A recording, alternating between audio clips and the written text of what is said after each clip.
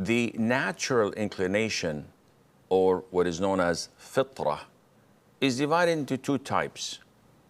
Something that deals with aqeedah, which each and every human being is born with, and that is to believe in the oneness of Allah Azza wa Jal. And the other one is a practical one, which is something that we are told to do. And these things were combined in the hadith of Aisha, may Allah be pleased with her, and the hadith of Anas, may Allah be pleased with him, as we will come and see bi'idhnillahi azza wa jal. And these items, these characteristics, these inclinations are natural in the sense that no normal human being would reject them, rather would adopt them and want to do them. And they're related to cleanliness and purity. The first one is using the miswak. The siwak or the miswak is that twig which so many Muslims use to clean their teeth. And this is highly recommended, as the hadith of the Prophet ﷺ used to use it most of the times. The Prophet said ﷺ in a hadith, the siwak is cleaning to the mouth, or it's a form of cleansing of the mouth, and it pleases the Lord Azza wa Jal. And also the Prophet ﷺ said, had I not fear burdening my ummah, I would have ordered them to use the siwak for every prayer. Meaning before praying, the Prophet would have ordered them to do this, alayhi salatu wassalam. And this beautiful sunnah is highly recommended when a person performs wudu, when he wakes up from sleep, when there is sort of a mouth odor, when he wants to recite the Qur'an, when he wants to pray, also while entering the masjid or entering his home to meet his family. These are recommended situations where people are recommended to use the siwak. Some folks would consider it to be inappropriate to use it when addressing elders or dignitaries or in a circle of knowledge. It wouldn't be appropriate when you're talking to your father and you're just doing this, or talking to the prime minister, or talking to someone of importance, because they may think that this is disrespectful, and it might be. So one has to limit it to the places where it is recommended, or when there's nothing related to the situation, when he's home or whatever. The second characteristic of the natural inclination is shaving the pubic hair. And the pubic hair is the hair that grows around the private parts, and that is meant of the front private part, because this is what is known as the pubic hair. What about the hair that grows at the back passage? This is recommended to remove if there is no hardship, but it is not mandatory, as in the case of shaving the pubic hair. And one can remove it with other means if he's reluctant to use a razor. However, the sunnah is to shave it. But if someone wants to use hair removal creams, if someone wants to wax it, there's no problem in that. Trimming it with a machine is not permissible. It doesn't serve the job, because shaving it means to totally remove it. Trimming it with a trimmer, hair trimmer, doesn't do the job sufficiently. Now, the hadith that obligates it, unlike the miswak is a recommendation. But there are some of these characteristics that are mandatory. And these are combined in the hadith of Anas, may Allah be pleased with him. Anas says, the Prophet ﷺ timed for us, or a time limit has been set for us to, and he listed the things that considered to be mandatory. Trimming the mustache, clipping the nails, plucking the armpit hair, and shaving the pubic hair.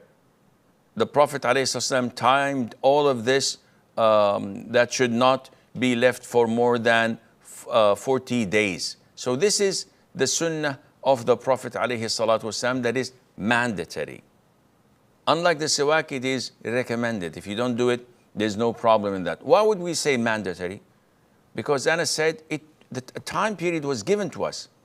So this is something that the Prophet told them not to exceed that time limit. However, if these things, such as the mustache hair, and this is the third characteristics with us, the sunnah is to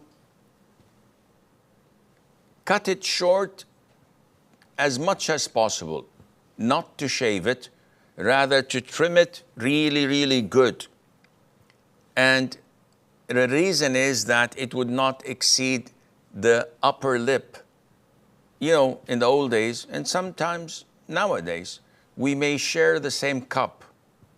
So if someone had big mustache and the hair is growing and you drink, a lot of impurities may fall in the cup, or it would be attached to a person's mustache, and this is unhygienic and not clean and not appropriate.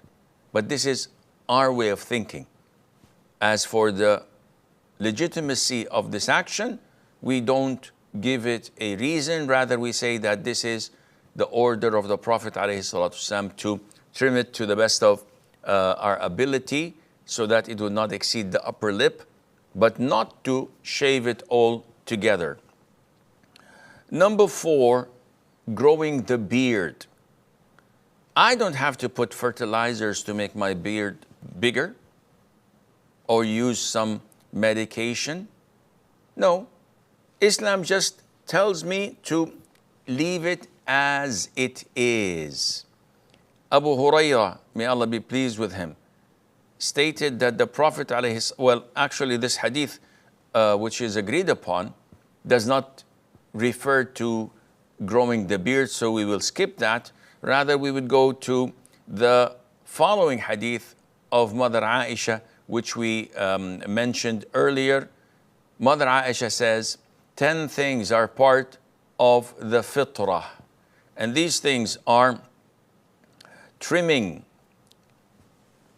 She says, cutting the mustache, or trimming the mustache, letting go of your beard, using the siwak, rinsing the nose, that is pulling the water up your nostrils, then clipping your nails, washing your knuckles, and plucking the armpit hair, shaving the pubic hair, and washing oneself with water, referring to istinja, which we talked about in the previous sessions.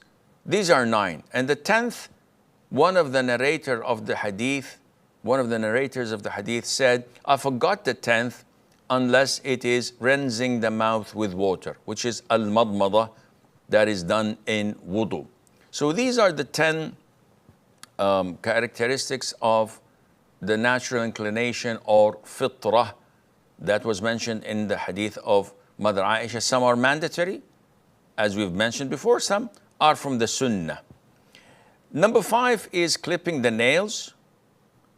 And this is logical and it's natural when you see someone with long nails, that probably there are germs and dirt underneath. Even if they clean it, it still doesn't look natural at all, and it's not good.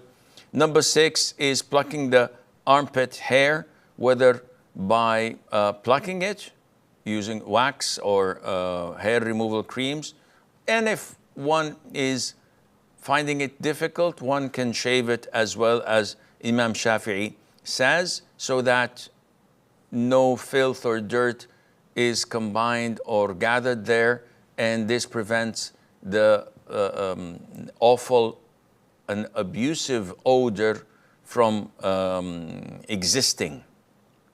Number 7, washing the knuckles, where also the areas of the body that may contain dirt and needs to be thoroughly washed. Number 8, circumcision. And circumcision is a natural operation that is done for newborns. It is mandatory to circumcise male children, male boys. Boys are usually male, and unfortunately, except in nowadays where this weird inclination of not knowing what you are. So this is part of the Sunnah. It is mandatory to circumcise baby boys, and it's a difference of opinion to female circumcisions, and the most authentic that it is recommended but not mandatory. And the vast majority of women nowadays don't do it, alhamdulillah azza wa jal. And if one doesn't do it, there is nothing wrong in that. And in addition to these characteristics, we can also add rinsing the nose by inhaling up your nostrils to the best of your ability without harming yourself, water, and then blowing it out. Also rinsing the mouth, or known as madmada, and of course cleaning your private part after answering the call of nature with using water, known as al-istinja.